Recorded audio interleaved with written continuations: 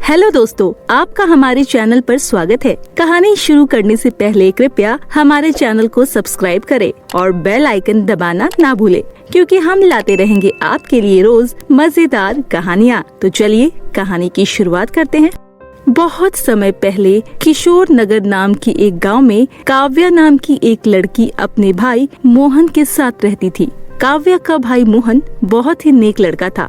वो अपनी बहन का बहुत अच्छे से ध्यान रखता था। कुछ समय बाद मोहन की शादी पूजा नाम की एक लड़की से हो जाती है। पूजा स्वभाव से बहुत ही बेईमान और जालिम थी। वो हर बात पर हमेशा बस अपना ही फायदा देखा करती थी। फिर एक दिन मोहन की छोटी बहन काव्या बोली, भैया आज कॉलेज की फीस भरने का बस आखिरी दिन है, चलिए जल्दी से मुझे पैसे दीजिए, और हाँ मुझे अपने लिए कुछ किताबें भी खरीदनी है। हाँ काव्या, तू चिंता मत कर, मुझे कल ही सैलरी मिली है, ये ले पैसे। लेकिन तभी वहाँ पर पूजा आ जाती है और वो मोहन के हाथ से पैसे छीन लेती है और कहती है, मैंने फैसला किया है काव्या, अब से कॉलेज नहीं जाएगी। बेकार में इसके पीछे पैसे खर्च करने की कोई जरूरत नहीं है। ये तुम कैसी बातें कर रही हो भाभी, मैं अपनी पढ़ाई नहीं छोड़ सकती। बकवास बंद कर, इस घर में सिर्फ मेरा हुक्म चलेगा। मैंने कह दिया ना, तो कॉलेज नहीं जाएगी तो नहीं जाएगी। आज से तो घर में काम करके मेरी सेवा करेगी। और हाँ मोहन, अगर आज के बाद तुमने मुझसे बिना पूछे इसे 1 रुपया भी दिए तो मुझसे बुरा कोई नहीं होगा। उसके बाद पूजा वो सारे पैसे ले जाकर अपनी अलमारी में रख देती है। अपनी भाभी का ये रूप देखकर काव्या को बहुत दुख होता है। वहीं दूसरी तरफ मोहन भी पूजा से बहुत डरता था, इसीलिए चाहकर भी वो कुछ नहीं कर पाता। उस दिन के बाद से पूजा काव्या के सारे नए कपड़े छीनकर उसे फटे पुराने कपड़े दे देती है और उससे नौकरानी की तरह घर का पूरा काम करवाने लगती है। फिर एक दिन काव्या कुएं से पानी भरने जाती है। तभी वहाँ मौजूद गांव की लड़कियां उसका मजाक उड़ाने लगती है। अरे काव्या, ये क्या हो गया? मैंने सुना है तेरी भाभी ने तेरा कॉलेज छुड़वा दिया और वो तुझे नौकरानी बनाकर घर के सारे काम करवाती है। इसके साथ बहुत अच्छा हुआ, ये इसी की लायक है। अरे काव्या, तू तो बड़ी डॉक्टर बनने की बातें कर रही थी, लेकिन अब तो तू एक मामूली सी नौकरानी बन गई है। वैसे तू इस रूप में बहुत ज्यादा अच्छी लगती है।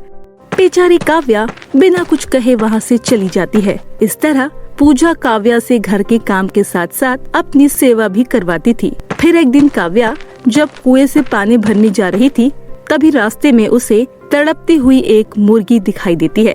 सुना लड़की, मैंने गलती से एक जहरीला फल खा लिया था, जिस वजह से मेरी तबीयत खराब हो गई। प्लीज दया करके मेरी मदद करो, वरना थोड़ी ही देर में मेरी मौत हो जाएगी।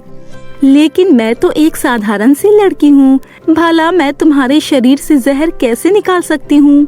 मुझे अपने घर ले चलो और जड़ी बूटियाँ पीसकर मेरे जख्मों पर लगाना, उसके बाद मैं पूरी तरह से ठीक हो जाऊंगी।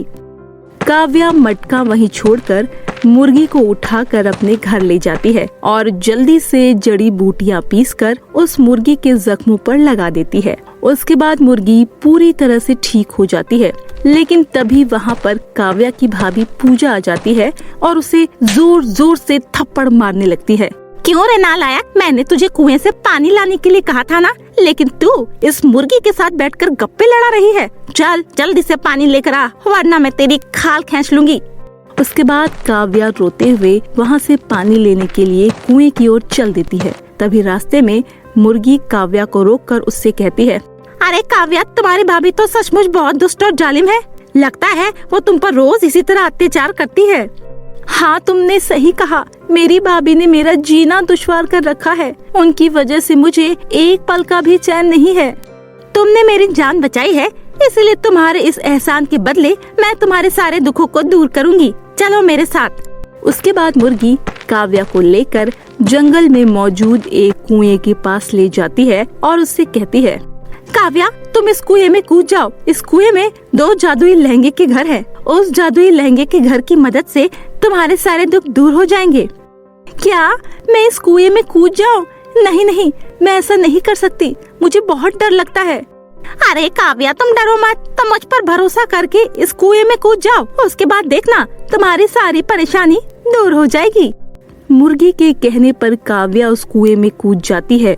तो वो देखती है कि कुएं में 2 जादुई लहंगे के घर बने हुए हैं जो दिखने में बहुत ही खूबसूरत दिख रहे थे। उसके बाद मुर्गी भी उस कुएं में कूद जाती है और काव्या से कहती है, ये दोनों जादुई घर सिर्फ सच्चे और ईमानदार लोगों की मदद करते हैं। तुम चाहो तो इससे कुछ भी मांग सकती हो। तब काव्या बोलती है, हे जादुई घर, मुझे खूब सारे पैसे चाहिए। काव्या के इतना कहते ही पहले जादुई लहंगे के घर से खूब सारे पैसों की बारिश होने लगती है। फिर अगले ही पल दूसरे जादुई लहंगे घर से एक बहुत ही खूबसूरत स्कूटर बाहर आता है। ये देखकर तो काव्या की खुशी का ठिकाना नहीं होता। उसके बाद वो उस जादुई स्कूटर पर बैठकर कुएं के ऊपर जाती है। फिर वो स्कूटर पर बैठकर बाजार चली जाती है। वो अपने लिए खूब सारी शॉपिंग करती है और अपने कॉलेज की फीस भरकर अपनी पढ़ाई भी शुरू कर देती है। उस दिन के बाद से वो कभी अपने भैया भाभी के घर नहीं जाती है और हंसी खुशी अपना जीवन उन दोनों जादुई लहंगों के घर के साथ बिताने लगती है। तो मेरे प्यारे दोस्तों, कैसी लगी आपको हमारी ये कहानी? हमें नीचे कमेंट करके जरूर बताइएगा और इसे अपने दोस्तों के साथ भी शेयर करें। और हाँ, अगर आपने अभी तक हमारे चैनल को सब्सक्राइब नहीं किया तो जल्दी से नीचे लाल कलर का बटन दबाकर अभी सब्सक्राइब करें और बेल आइकन दबाना ना भूलें ताकि आप ऐसे ही नई मजेदार कहानियाँ देख सके। तो दोस्तों, तब तक के लिए आप अपना ध्यान रखिए। धन्यवाद।